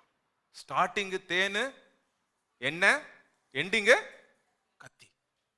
இதாங்க இந்த பாவத்திலே விழுறவர்களுக்கு இது ஒரு எச்சரிக்கை. ಇಲ್ಲಿ ಜಾರಸ್ತ್ರೀಯ ತುಟಿಗಳಲ್ಲಾದರೂ ಜೇನು ಗರೆಯುವುದು, ಅವಳ ಮಾತು ಎಣ್ಣೆಗಿಂತಲೂ ನಯವಾಗಿದೆ, ಅವಳು ಕಡೆಯಲ್ಲಿ ವಿಷದಂತೆ ಕಹಿಯು, ಇಬ್ಬಾಯಿ ಕತ್ತಿಯಂತೆ ತೀಕ್ಷ್ಣವೂ ಆಗುವಳು. பிசாசு இந்த சோதனை மூலமா நிறைய பேர் குடும்பங்களை நாசம் பண்ணிட்டான். ಇಲ್ಲಿ ಸೈತಾನನ ಈ ರೀತಿಯಾದಂತ ಒಂದು ಶೋಧನೆಗಳ ತಂದು ಅವನ ಕುಟುಂಬವನ್ನ ನಾಶ ಮಾಡ್ತಾ ಇದ್ದಾನೆ. பிசாசு என்னைக்கும் சொல்ல மாட்டான், வாங்க விபச்சாரம் செய்யுங்க, வாங்க செய்யலாம், இந்த இடம், இந்த ரோடு இருக்கு, இது இருக்கு, இவங்க கூட தப்பா பழகலாம் வாங்க அப்படின்னு போர்டு வச்சு நிக்க மாட்டான் பிசாசு. ಇಲ್ಲಿ ಸೈತಾನನ ಬಾಯಿ ಒಂದು ಸ್ಥಳದಲ್ಲಿ ಈ ರೀತಿಯಾದಂತ ಕೆಟ್ಟ ಪಳಕ ಇದೆ ಎಂಬುದಾಗಿ ಅವನು ರೋಡಲ್ಲಿ ನಿಂತ್ಕೊಂಡು ಹೇಳೋದಿಲ್ಲ. எப்படி ஸ்டார்ட் ஆகும்? ಅದು ಹೇಗೆ ಪ್ರಾರಂಭ ಆಗುತ್ತೆ? அழகான ஒரு எண்ணெய் போல, தேன் போல ஒரு வார்த்தை. ಅದು ಜೇನಿನ ಹಾಗೆ ಒಂದು ಎಣ್ಣೆಯ ರೀತಿಯಲ್ಲಿ ಅದು ಪ್ರಾರಂಭವಾಗುತ್ತೆ. Hello brother, hello sister, hello brother, sister ಎಂಬುದಾಗಿ. Good morning, good night, good night, good morning ಎಂಬುದಾಗಿ. இன்னைக்கு எப்படி இருந்துச்சு டே? ಈ ದಿನ ಹೇಗಿತ್ತು? நல்லா போச்சா? ಚೆನ್ನಾಗಿ ಹೋಯ್ತಾ? நல்லா இருந்துச்சு. ಓ, ತುಂಬಾ ಚೆನ್ನಾಗಿದೆ ಈ ದಿನ. ஐயோ, என்ன இன்னைக்கு ரொம்ப துக்கமா இருக்கிறீங்களே? ಯಾಕೆ ಈ ದಿನ ತುಂಬಾ ದುಃಖವಾಗಿದೆಯಲ್ಲ? ஏதாவது கஷ்டமாயிடுச்சா உங்களுக்கு? ಏನಾದ್ರೂ ಕಷ್ಟ ಆಯ್ತಾ ನಿನ್ಗೆ? இல்ல சொல்லுங்க, பரவாயில்ல சொல்லுங்க, நான் கேட்கிறேன். ಪರವಾಗಿಲ್ಲ ಹೇಳು, ನಾನು ಕೇಳ್ತೇನೆ ಹೇಳು ಎಂಬುದಾಗಿ. அப்புறம் அப்படியே அது வந்து, ஓ அப்படியா, நான் இருக்கிறேன், நீங்க பயப்படாதீங்க ಓ அப்படின்னு சொல்லுவாங்க. ನೀನ್ ಭಯಪಡಬೇಡ, ನಾನಿದ್ದೀನಿ ಎಂಬುದಾಗಿ ಹೇಳ್ತಾರೆ. தேன் போல எண்ணெய் போல பேசுறதுக்கு ஆரம்பிப்பாங்க. ಹೀಗೆ ಜೇನಿನ ಹಾಗೆ ಮಾತಾಡುವಂತ ರೀತಿಯಲ್ಲಿ ಶೋಧನೆ ಪ್ರಾರಂಭ ಆಗುತ್ತೆ. அப்புறம் அப்படியே கொஞ்சம் கொஞ்சமா போவோங்க. ಹಾಗೆ ನಿಧಾನವಾಗಿ ಅದು ಮುಂದೆ ಹೋದ ಹಾಗೆ அப்புறம் அவங்க அது எங்க போய் முடியும்னா, அது குடும்பத்துக்கே அது வந்து ஒரு பெரிய பிரச்சனையை உண்டாக்கிறவங்க. ಅದು ಮುಂದೆ ಹೋಗ್ತಾ ಹೋಗ್ತಾ ಕುಟುಂಬಕ್ಕೆ ಒಂದು ದೊಡ್ಡ ಸಮಸ್ಯೆ ಆಗಿ ನಿಲ್ಲಲ್ಪಡುತ್ತೆ. அது நீங்க 5வது அதிகாரத்துல படிங்க, அதோட முடிவு எப்படி இருக்கும் அப்படின்றது. ಹಾಗಾಗಿ 5ನೇ ಅಧ್ಯಾಯದಲ್ಲಿ ನೋಡಿ ಅದರ ಒಂದು ಕೊನೆ ಹೇಗಿರುತ್ತೆ ಎಂಬುದಾಗಿ. 22வது வசனம் படிங்க, அதே அதிகாரம் 22ல பாருங்க, லாஸ்ட்ல என்ன சொல்லுது? துன்மார்க்கனை ஆ. அவனுடைய அக்கிரமங்களை பிடித்துக் கொள்ளும் ம். தன் பாவ கயிறுகளால் தன் பாவ கயிறுகளால் கட்டப்படுவான். அவனே கயிறுல மாட்டிக்கிறான். பாவமே வந்து ஒரு தண்டனைங்க. ಅವನೇ ಆ ಪಾಪ ಪಾಶಗಳಲ್ಲಿ ಅವನು ಸಿಕ್ಕಿ ಹಾಕಿಕೊಂಡಿದ್ದಾನೆ. ಪಾವ ಕೈರ್ನ என்ன ಅರ್ಥ? ಪಾವ ಕೈರ್ನ என்ன ಅರ್ಥ? ಪಾಪದ ಹಗ್ಗ ಅಂತ ಇದೆಯಾ? ಪಾಪ ಪಾಶಗಳೇ. ಪಾಪ ಪಾಶಗಳು. ಪಾವத்தின் ಕೈರ್ನ என்ன ಅರ್ಥ? ಹಾಗಾದ್ರೆ ಪಾಪದ ಹಗ್ಗ ಅಂದ್ರೆ ಏನರ್ಥ? பாவமே ஒரு தண்டனை தான். ಪಾಪದ ಒಂದು ದಂಡನೆ ಎಂಬುದಾಗಿ. ஆனா ஸ்டார்டிங் பிசாசு என்ன சொல்லுவான்? பாவம் வந்து தேன் போல அப்படின்னு ஜாலி சொல்லுவான். ಅಲ್ಲಿ ಸ್ಟಾರ್ಟಿಂಗ್ ಅಲ್ಲಿ ಪಾಪ ಅನ್ನೋದು ಒಂದು ರೀತಿಯಲ್ಲಿ ಜೇನು ಎಂಬುದಾಗಿ ಹೇಳ್ದ. பட் அதே ஒரு தண்டனை, அதே வந்து அவன் கை, யாராவது நீங்க கயிறு வச்சு நீங்களே கட்டி இருக்கீங்களா? ரொம்ப கஷ்டம், நம்ம கட்டி இருக்க மாட்டோம் நிறைய யாரும் அப்படி. ನಾವೇ ನಮ್ಮ ಕೈಗಳನ್ನ ಒಂದು ಹಗ್ಗ ಹಾಕಿ ಕಟ್ಕೊಳ್ತೀವ, ಹಾಗೆ ಕಟ್ಕೊಳ್ಳೋದಿಲ್ಲ. 23வது வசனம் படிங்க. அவன் புத்தியை கேளாததினால் மடிந்து தன் மதிகேட்டின் மிகுதியினால் மயங்கி போவான். மதிகேட்டின் மிகுதியினால் மயங்கி போயிட்டான். ಅತಿ ಮೂರ್ಖತನದಿಂದ ಅವನು ಭ್ರಾಂತನಾಗಿದ್ದಾನೆ ಎಂಬುದಾಗಿ. சோ ரொம்ப ஞாபகம் வச்சுக்கணும். சரி பிரதர், அப்பனா ஆண்டவர் வந்து பாலியல் உறவுக்கு வந்து நம்மளுக்கு ரொம்ப மரியாதை கொடுக்க சொல்றாரு நம்மளுக்கு. ಹಾಗೆ ಈ ಲೋಕದಲ್ಲಿ ನಮ್ಗೆ ದೇವರು ಒಂದು ಮರ್ಯಾದೆಯನ್ನು ಕೊಡುವಂತ ರೀತಿ, ಲೈಂಗಿಕ ಕಾರ್ಯಗಳಿಗೆ, ಲೈಂಗಿಕ ಕಾರ್ಯಗಳಲ್ಲಿ ಮರ್ಯಾದೆ ಕೊಡುವಂತ ರೀತಿಯಲ್ಲಿ ஏன்னா ஆண்டவர் தான் அதை சிருஷ்டி பண்ணாரு. ಅದನ್ನ ದೇವರೇ ಅದನ್ನ ಸೃಷ್ಟಿ ಮಾಡಿದ್ದಾರೆ. பாலியல் ஆசைகளை கொடுத்தது யாரு? தேவன் தான் கொடுத்தாரு. ಆ ರೀತಿಯಾದಂತ ಆಸೆಗಳನ್ನ ಕೊಟ್ಟಂತವರು ದೇವರು, ஆண்டவர் தான் கொடுத்தாரு. அதுக்குன்னு ஒரு முறை இருக்குது. ಆದ್ರೆ ಅದನ್ನ ದೇವರು ಕೊಟ್ಟಿದ್ದಾರೆ, ಅದಕ್ಕಾಗಿ ಒಂದು ಜವಾಬ್ದಾರಿ ಇದೆ ಅದಕ್ಕೆ. அது வந்து எபிரேயர் 13வது அதிகாரத்துல என்ன சொல்லுது? ಇಬ್ರೇ 13ನೇ ಅಧ್ಯಾಯದಲ್ಲಿ ಏನ್ ಹೇಳುತ್ತೆ? திருமண கட்டில், திருமண மஞ்சம் வந்து அசுசிப்படக்கூடாது. திருமண கட்டில் வந்து ரொம்ப பரிசுத்தமானது அப்படின்னு சொல்லுது ஆண்டோடைய வார்த்தை. ಮದುವೆ ಅನ್ನುವಂತ ಒಂದು ದಾಂಪತ್ಯವು ತುಂಬಾ ಮದುವೆ ಇಲ್ಲ, ಇದು ಅದು ಬ್ರದರ್ ಓದಿ ವಚನ ಓದಿ. ಎಬ್ರೇಯರ್ 13ನೇ ಅಧ್ಯಾಯ,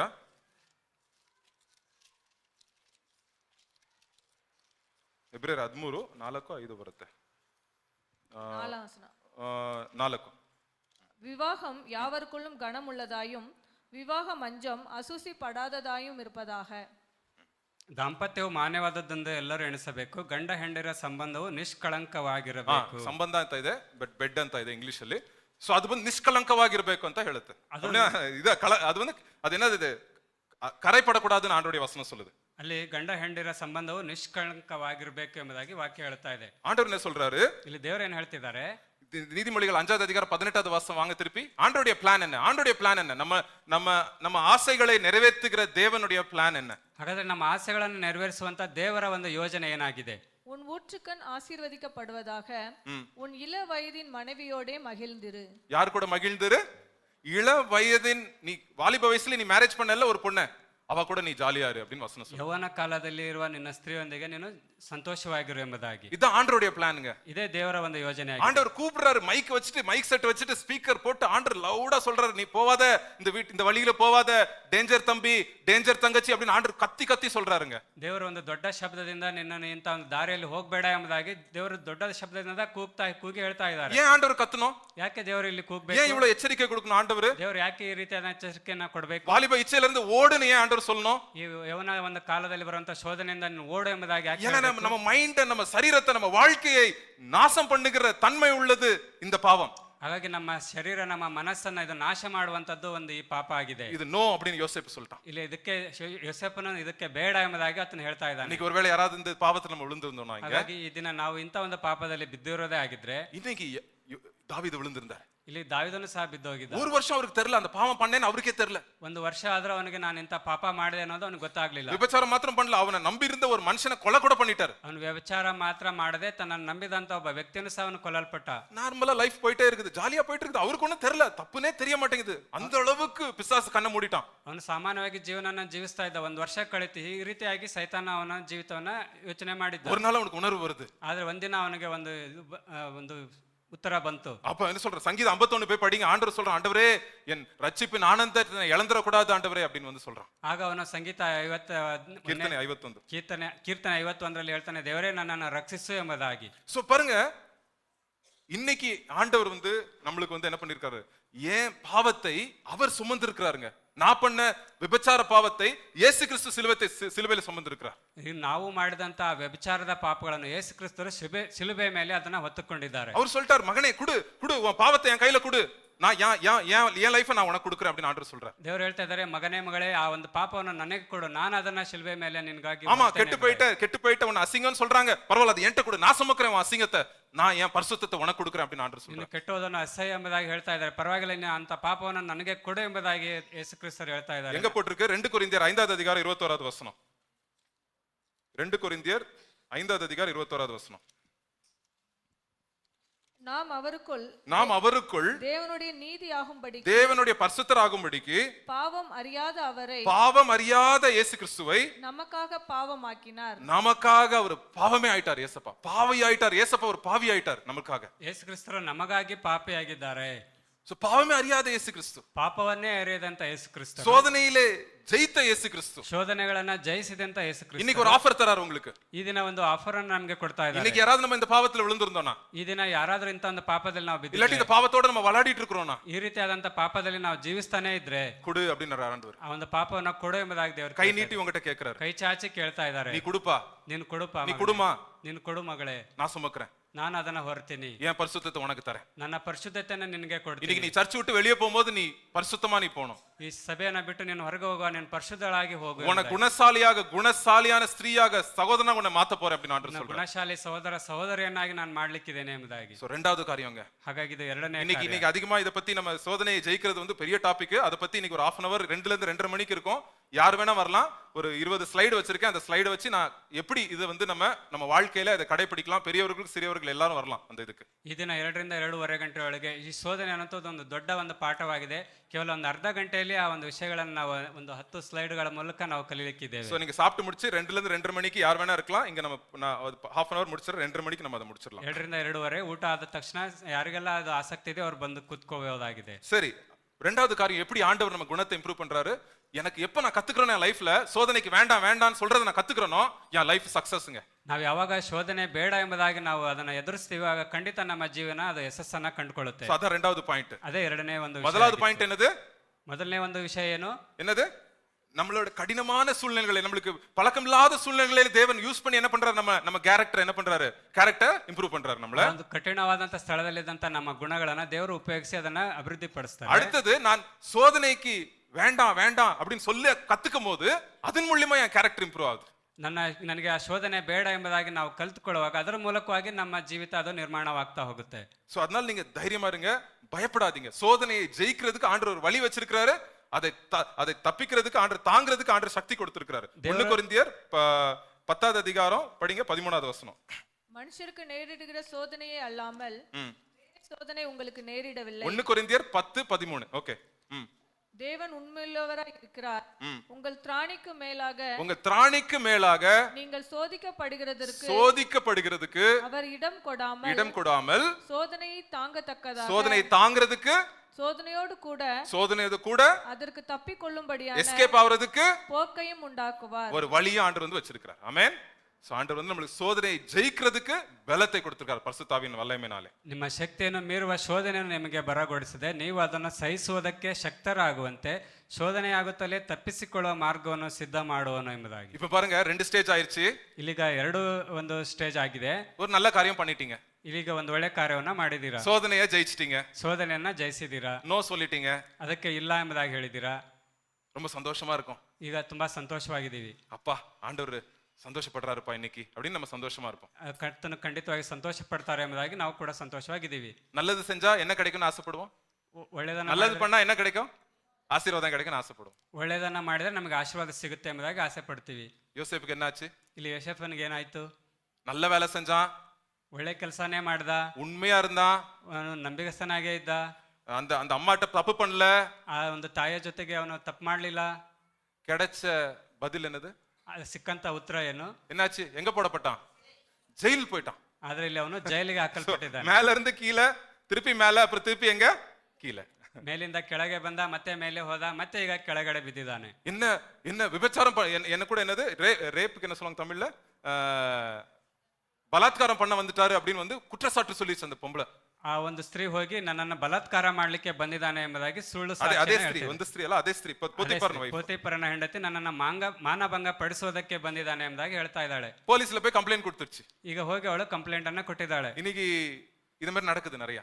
ಈ ರೀತಿಯಾಗಿ ಈ ಲೋಕದಲ್ಲಿ ನಡೀತಾ ಇದೆ. ரெண்டு பக்கமும் நடக்குது. ஜென்ஸ் இப்படி தப்பு பண்றாங்க, லேடிஸ் இப்படி தப்பு பண்றாங்க. ಇಲ್ಲಿ ಗಂಡು ಮಕ್ಕಳು ಮತ್ತೆ ಹೆಣ್ಣು ಮಕ್ಕಳು ಈ ರೀತಿಯಾದಂತ ತಪ್ಪುಗಳನ್ನ ಮಾಡ್ತಾ ಇದ್ದಾರೆ ಎಂಬುದಾಗಿ. சோ அநியாயமாய் சிறைக்கு போக வேண்டியது இருக்கு யோசேப்.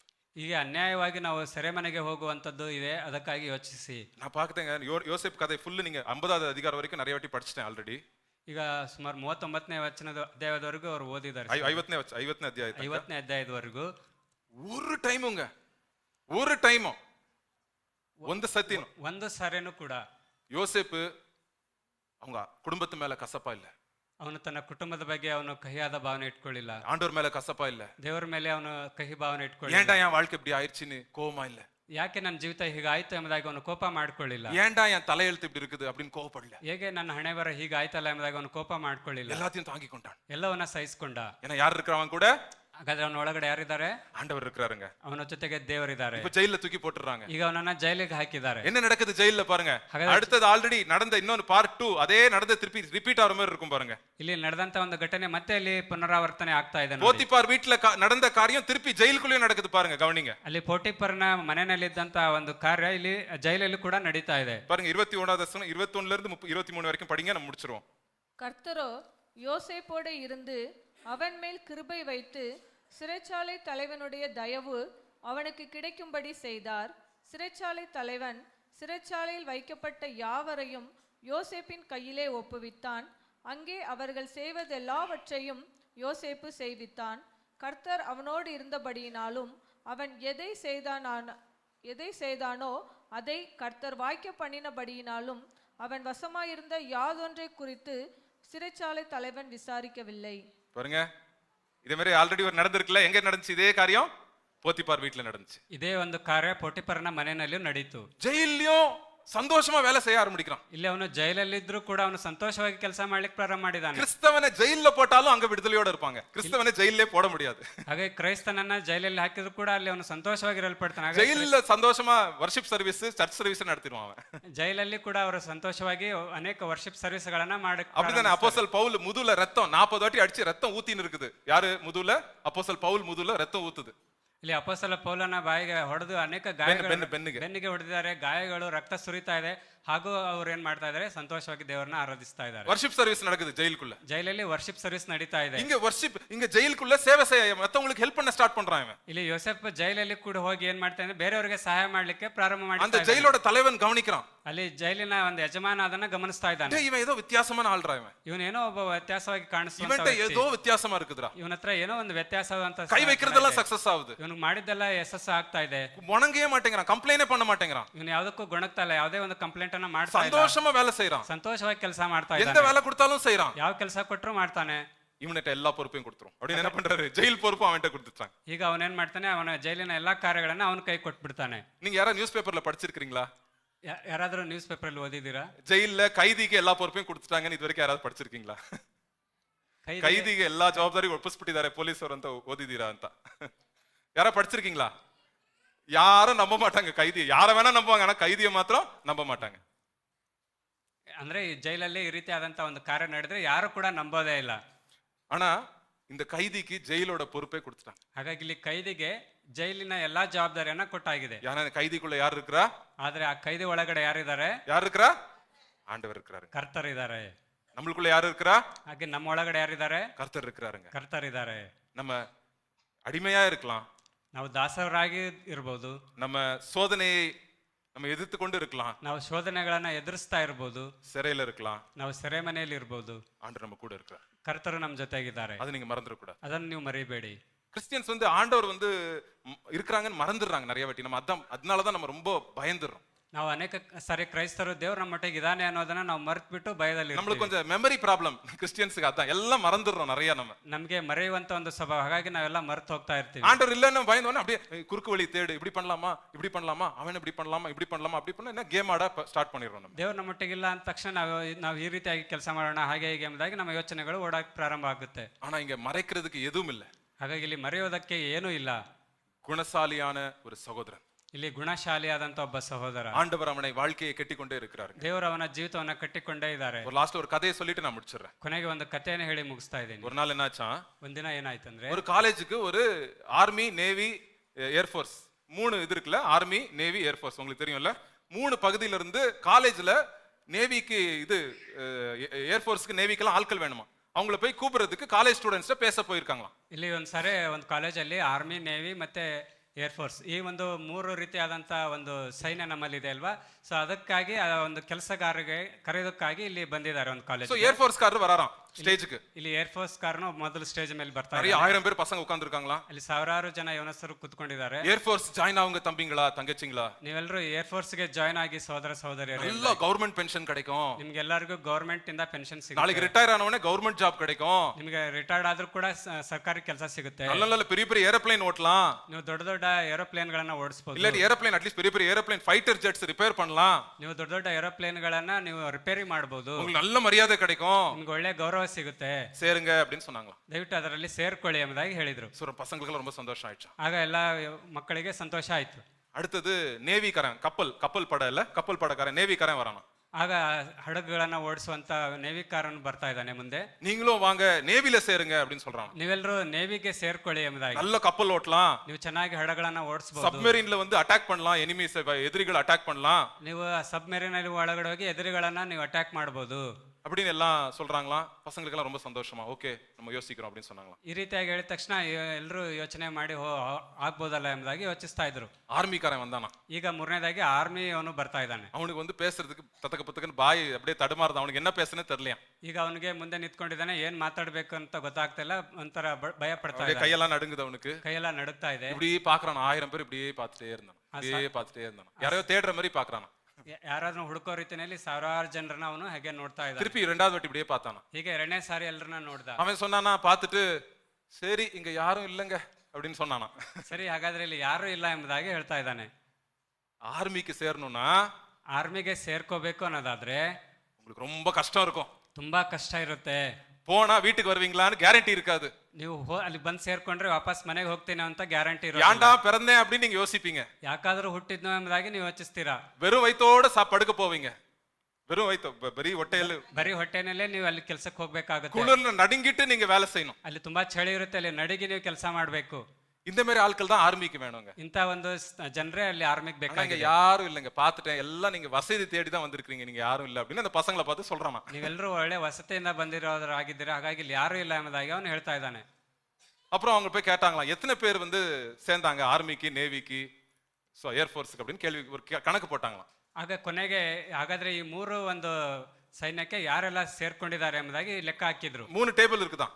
ಅಲ್ಲಿ 3 ಟೇಬಲ್ ಇದೆ. ஆர்மில 10 பேர், இதுல நேவில 10 பேர் நிக்கிறாங்களா, ஏர்ஃபோர்ஸ்ல 10 பேர் நிக்கிறாங்களா.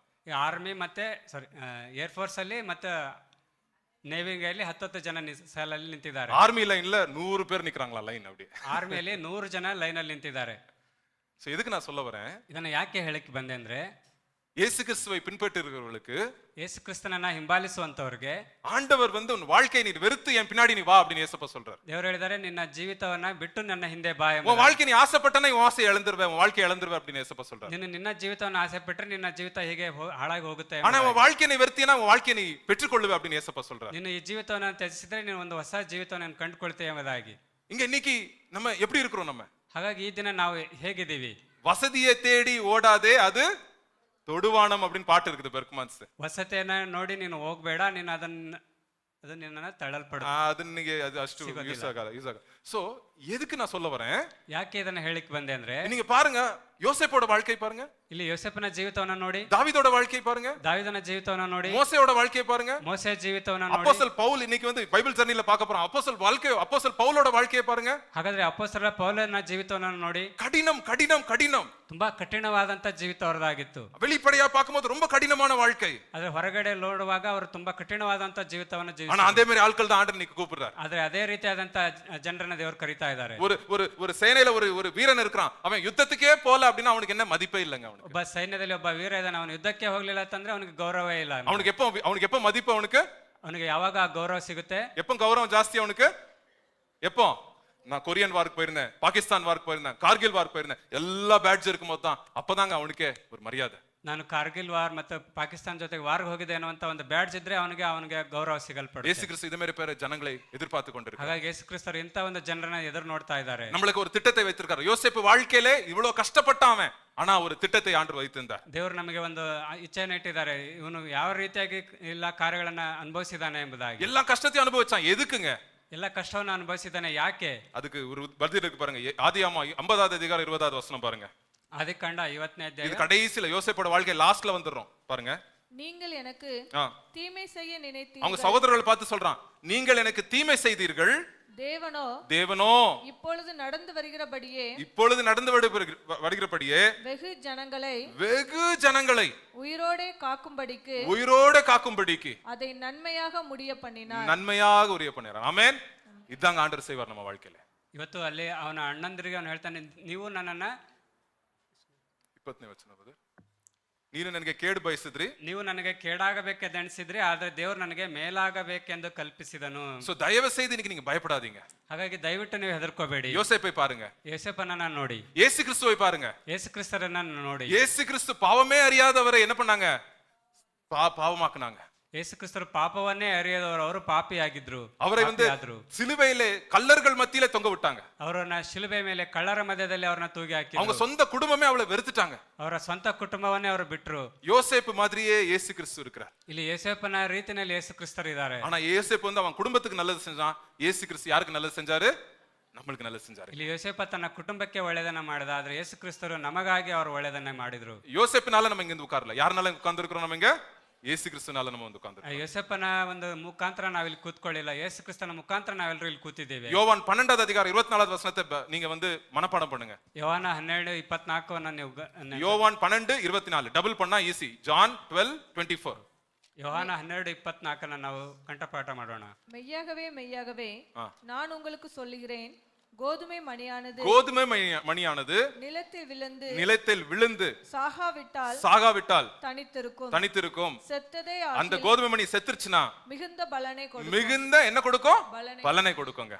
ನಿಮಗೆ ನಿಜವಾಗಿ ಹೇಳ್ತೇನೆ, ಗೋಧಿಯ ಕಾಳು ಭೂಮಿಯಲ್ಲಿ ಬಿದ್ದು ಸಾಯದಿದ್ದರೆ ಒಂದೇ ಆಗಿ ಉಳಿಯುವುದು, ಸತ್ತರೆ ಬಹಳ ಫಲ ಕೊಡುವುದು. ಯೇಸು ಕ್ರಿಸ್ತುவை பின்பற்றுவோங்க. ಆಗ ಯೇಸು ಕ್ರಿಸ್ತನನ್ನ எந்த கஷ்டம் வந்தாலும், சிறையில இருந்தாலும், எந்த துன்பம் ஃபேஸ் பண்ணாலும், ஏசப்பா நம்ம கூட இருக்காருன்ற தைரியத்துல இருப்போம். ಎಂತ ಕಷ್ಟ ಬಂದ್ರು, ಎಂತ ಶೋಧನೆಗಳು ನಮ್ಮನ್ನ ಬಂದ್ರು ಕೂಡ ನಾವು ಯೇಸು ಕ್ರಿಸ್ತನನ್ನ ಹಿಂಬಾಲಿಸ್ತೇವೆ ಎಂಬುದ ಧೈರ್ಯವಂತರಾಗಿರಿ. ಹಿಂದೆ ಹೋಗುವೆನೋ ನಾನು ಯೇಸುವ ನೊಂದಿಗೆ, ಮುಂದೆ ಹೋಗುವೆನೋ ಯೇಸುವಿನೊಂದಿಗೆ, ಆಮೇಲೆ ಹಿಂದೆ ನೋಡದೆ ನಾನು ಹೋಗುವೆ ಆ ಗುರಿ ಮುಟ್ಟುವ ತನಕ.